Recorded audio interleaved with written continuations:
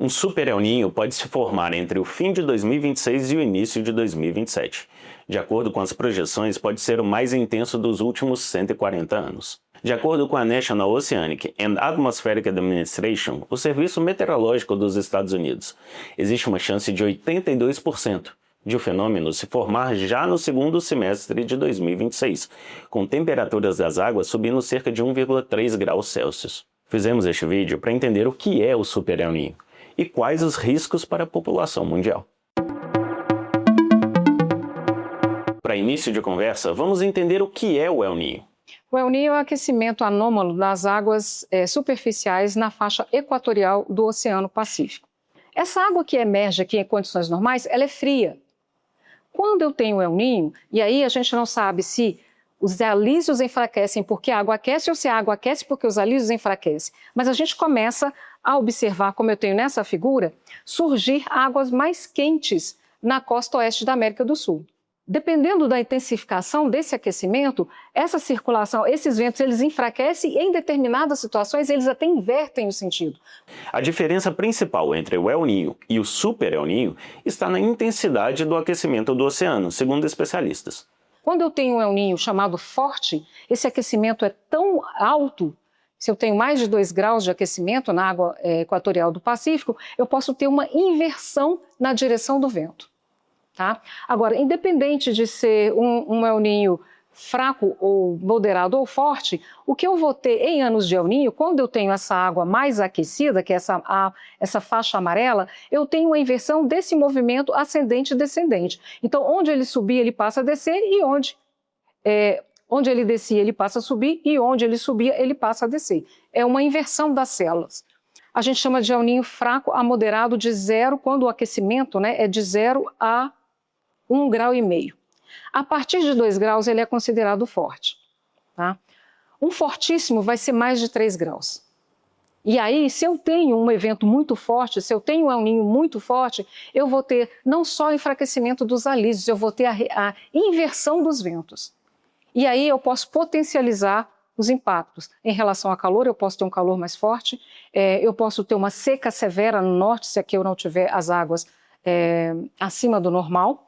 Eu posso ter muita chuva no sul, então são um dos impactos que nós teríamos aqui. E eu posso ter um atraso no início da nossa estação chuvosa.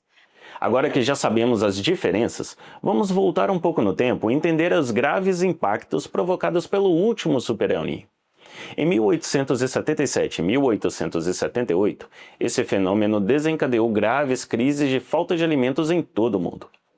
Na época, as temperaturas das águas subiram em média 2,8 graus Celsius. Devido ao aquecimento anômalo das águas do Oceano Pacífico Equatorial, o fenômeno alterou os padrões de chuva em escala global.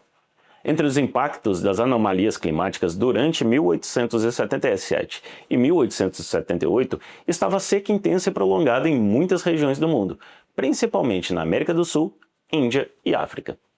Cerca de 15 a 25 milhões de pessoas, principalmente camponeses e moradores de áreas rurais, foram afetados pela seca. Além disso, estima-se a morte de 50 milhões de pessoas por conta da fome. No Brasil, os impactos da seca no Nordeste foram devastadores. Após a quebra da safra em 1877, a ameaça de fome forçou migrações em massa, que despovoaram o sertão. Cerca de 2 milhões de pessoas migraram para cidades litorâneas. Estima-se que cerca de 200 a 500 mil pessoas morreram pela seca do Super El Niño no país. Se realmente ele for fortíssimo, a gente vai ter problemas, tá? Mas o impacto, eu imagino que não seja tão drástico quanto nos anos de 1800. A tecnologia avançou muito, em termos de sociedade nós evoluímos muito. Hoje, no dia a dia, a gente, em caso de eventos extremos, a Defesa Civil Nacional já dá amparo para as defesas civis do Estado. A gente tem problemas todo ano com chuva em todos os lugares, basicamente, do país, né? Em termos de seca, a gente teve problemas aqui no Sudeste entre 2014 e 2015, que teve uma seca severa, então a gente pode ter problema de abastecimento, né? Mas eu não acredito que o efeito... Teremos perda sim, mas eu acho que não seja tão catastrófico quanto em 1800. A gente não tinha conhecimento, a gente não tinha tecnologia, e fenômenos da natureza, sim. Primeiro você sofre com eles e aí você se prepara e aprende a lidar, né? Então, acredito que hoje a gente tem uma capacidade melhor de redução, né, dos efeitos para a população como um todo. No Brasil, os possíveis impactos de um super El Niño em 2026 são preocupantes. O país pode sofrer com enchentes na região sul, além de uma seca muito grande e falta de chuva nas regiões norte e nordeste, sem contar com as ondas de calor cada vez mais frequentes e irregularidades das precipitações nas regiões sudeste e centro-oeste. Na agricultura, as mudanças nas chuvas podem afetar o plantio e reduzir a produtividade das lavouras. O setor de energia pode ser afetado com a falta de abastecimento das hidrelétricas. Pode afetar a qualidade do ar, visto que a combinação seca e calor pode causar incêndios florestais mais frequentes. Além disso, a temperatura elevada favorece a procriação de aranhas, escorpiões e mosquitos causadores da dengue, zika e chikungunya. A expectativa é que o El Niño se configure entre junho e julho. Então, isso ainda vai acontecer. E existe um período de resposta. Então, se ele acontecer em junho e julho, a gente vai começar a sentir os impactos na primavera. Então, a tendência é que a gente venha a ter uma primavera mais quente que o normal, com uma recorrência maior de ondas de calor, e a gente pode ter o atraso na estação chuvosa. Não precisa ter medo. A gente não sabe que intensidade ele vai ter, tá? Os modelos de projeção, os modelos oceânicos de previsão, são modelos, é previsão. Então a gente primeiro tem que estar preparado para um respaldo, mas a população em si fica tranquila, vamos esperar o evento se firmar para a gente poder atuar. Então não precisa ter medo. E a gente as autoridades estão tomando as medidas para se preparar para isso. É um fenômeno da natureza, então não tem como impedir. Mas tem como se preparar.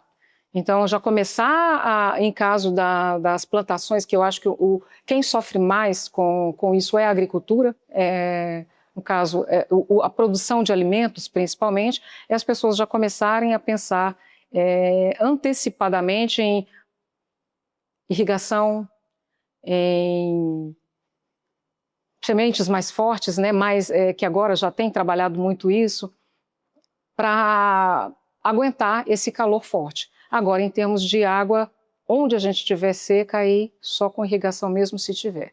Em nosso site você encontra mais informações sobre o Super El Niño. Eu vou deixar o link de uma matéria relacionada aqui embaixo. Para mais vídeos como este, acesse a página do Pra Entender no site do EM, no YouTube e no Dailymotion.